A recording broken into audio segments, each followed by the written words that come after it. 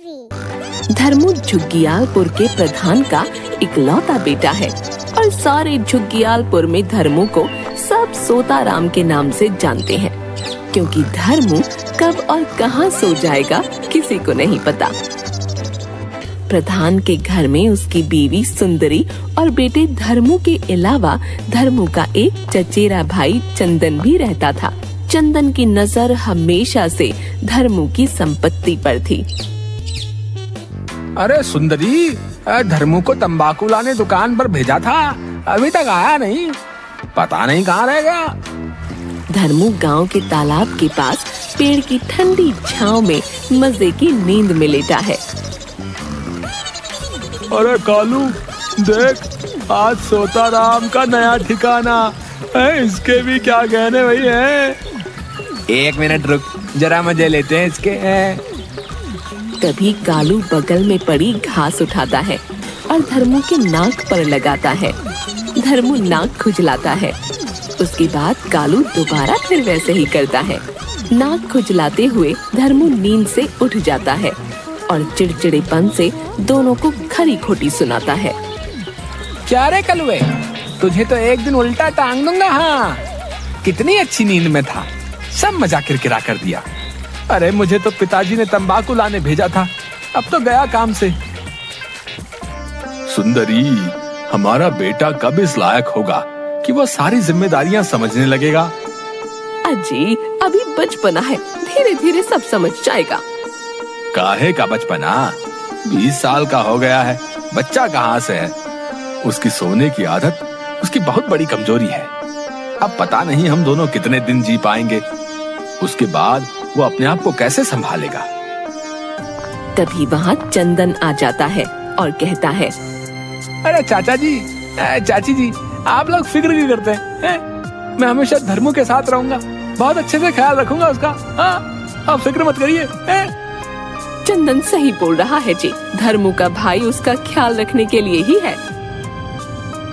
धर्मू की माता की तबीयत बहुत खराब हो गई थी। झुग्गियालपुर के वैद्य धर्मू की मां का उपचार करते हुए, प्रधान जी, बात कुछ इस तरह है कि सुंदरी जी के सीने में सूजन की वजह से इनकी ये हालत हो रखी है, जिसका एक ही इलाज है, खुरखुरी पहाड़ियों में बसे जंगल में पाई जाने वाली वो अद्भुत जड़ी बूटी। लेकिन वहां जाना खतरे से खाली नहीं। खुरखुरी पहाड़ियों पर आदिवासियों का राज है। तो क्या मेरी सुंदरी कभी ठीक नहीं हो पाएगी? हैं? क्या बात कर रहे हो? अरे पिताजी, मैं जाऊंगा उस पहाड़ी पर माँ की जड़ी बूटी लाने के लिए, आप चिंता मत कीजिए। अरे तेरी नींद पूरी होगी तब ना, जब तक तू सोता उठता हुआ आएगा तब तक मेरी सुंदरी सो गई होगी। ये अच्छा मौका है, उन पहाड़ियों और जंगल में इस धर्मू को ठिकाने लगा दूंगा और उसके बाद तो सब मेरा ही होगा। अरे चाचा जी, आप फिक्र ना करो, हैं? मैं धर्मू के साथ जाता हूँ ना, हम दोनों जाकर जड़ी बूटी ले आएंगे और इस सोताराम को जगाता भी रहूंगा। हाँ, मैं जाऊंगा साथ में, ठीक है? चंदन के बिना भी मैं जंगल से जड़ी बूटी ला सकता हूँ, इसकी कोई जरूरत नहीं है साथ जाने की। अरे ऐसे कैसे तू अकेला नहीं जाएगा कहीं, हैं? चंदन साथ जाएगा तेरे, समझा? अगले दिन सुबह सुबह धर्मू और चंदन दोनों खुरखुरी पहाड़ियों की तरफ निकल पड़े। थोड़ी दूर चलने के बाद, अरे यार बहुत देर हो गई यार, चलते चलते यार, थोड़ी देर बैठ जाते हैं यार, थकावट तो हो रही है, चल कुछ देर आराम कर लें। और जैसे ही दोनों एक पेड़ की छांव में बैठे, धर्मू 1 मिनट में ही खर्राटे लेने लगा। अरे सोताराम के साथ आकर गलती तो नहीं कर दी मैंने? चंदन साथ ली हुई पानी की बोतल से पानी उसके मुंह पर डालता है, जिससे धर्मू अचानक से उठ खड़ा होता है। कौन है? कौन है? सोताराम, चले अब? तुम्हारा हिसाब समझ नहीं आता है, जहाँ पर तशरीफ रखो वहीं पर सो जाते हो क्या? कहाँ सोए हम? चलो चले, अभी बहुत दूर जाना, चलो। वहाँ से चलते चलते रेगिस्तान से होते हुए आगे बढ़ते हैं।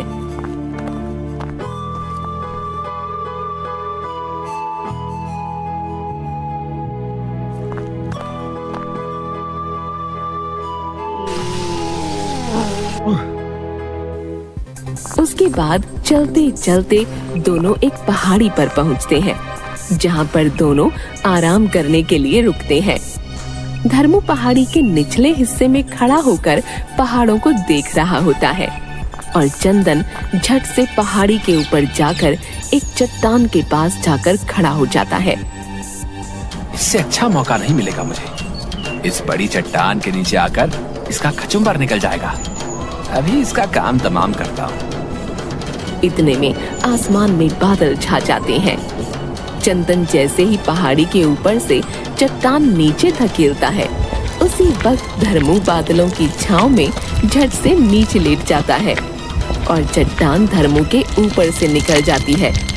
चंदन को लगा कि धर्मू चट्टान के नीचे आकर मर गया है। वो खुशी खुशी नीचे आकर उसकी तरफ गया। अरे, ये तो आराम से सो रहा है। इस बार तो तेरे सोने ने तुझे बचा लिया। आखिर कब तक बचेगा? चंदन धर्मू को लात मार कर उठाते हुए, ए सोताराम, उठ, चल आगे चलना है, उठ जा, चल अब। हाँ भाई, चलो चलो। मैं कहाँ सो रहा हूँ। चलो चलो चलो चलो चलो चलो, जल्दी चलो। चंदन और धर्मू दोनों जंगल की तरफ बढ़ते हैं और जंगल में कुछ दूर चलने के बाद, अब ये जंगल आदिवासियों का जंगल लग रहा है। मुझे सावधानी से चलना होगा। ये सोताराम कल मरे सो आज, मेरे लिए तो अच्छा ही है।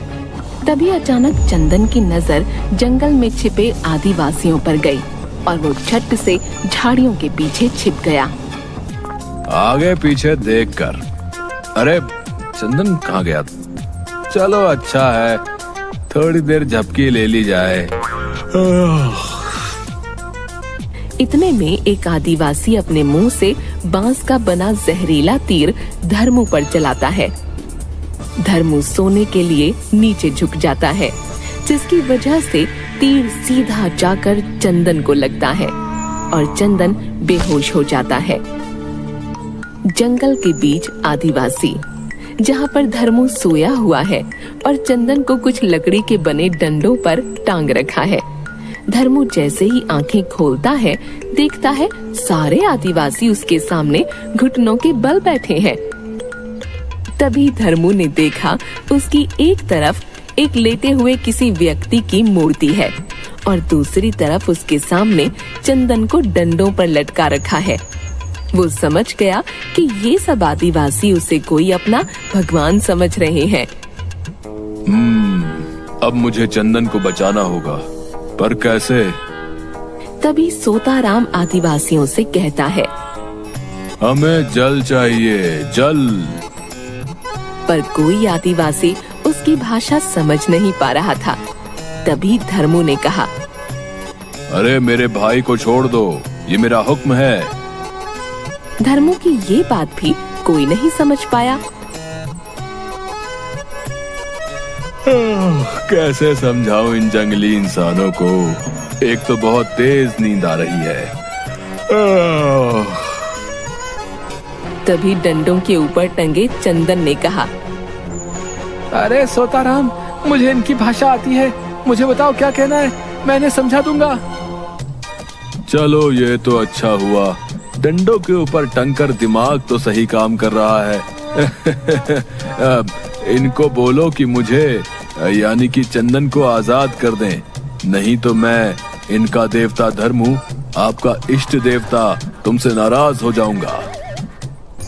उसके बाद चंदन आदिवासियों को वही कहता जो धर्मू ने उसे कहने को कहा और कुछ आदिवासी झट से चंदन को नीचे उतार देते हैं। सभी आदिवासी सिर झुकाए घुटनों के बल बैठे रहते हैं और अब चंदन को अपने किए पर बहुत पछतावा हो रहा था। मुझे माफ कर दो सोताराम, मैं लालच में आकर बहुत बार गलती कर बैठा। मेरे भाई, मुझे माफ कर दे। भाई कोई बात नहीं, भाई हो तुम मेरे। चलो अब जल्दी से जड़ी बूटी लेकर घर निकलना है, माँ पिताजी इंतजार कर रहे होंगे। उसके बाद दोनों पहाड़ी जंगलों में वो जड़ी बूटी ढूंढते हैं और जड़ी बूटी लेकर घर की तरफ निकल आते हैं। चंदन और धर्मू घर पहुंचते हैं। माँ, अब तुम जल्दी ही ठीक हो जाओगी। लीजिए वैद्य जी, जड़ी बूटी लीजिए। अरे वाह धर्मू और चंदन, तुम दोनों ने कमाल कर दिया। ये जड़ी बूटी आज तक कोई हासिल नहीं कर सका था। अरे वैद्य जी, जिसके साथ सोताराम जैसे भाई हो, वो कुछ भी कर सकते हैं। मुझे मेरे बच्चों पर गर्व है। अब मेरा सोताराम अब समझदार हो गया। अरे पिताजी, सोताराम बोलकर नींद की याद दिलाती। सभी एक साथ हंसने लगते हैं।